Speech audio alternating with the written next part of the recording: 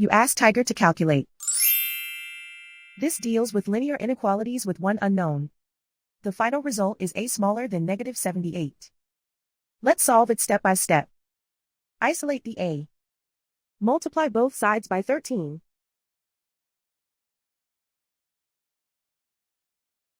Group like terms.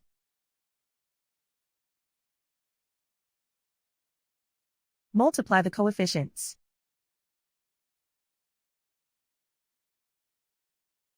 Simplify the fraction.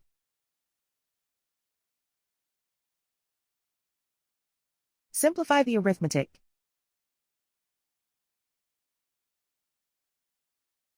Plot the solution on a coordinate grid.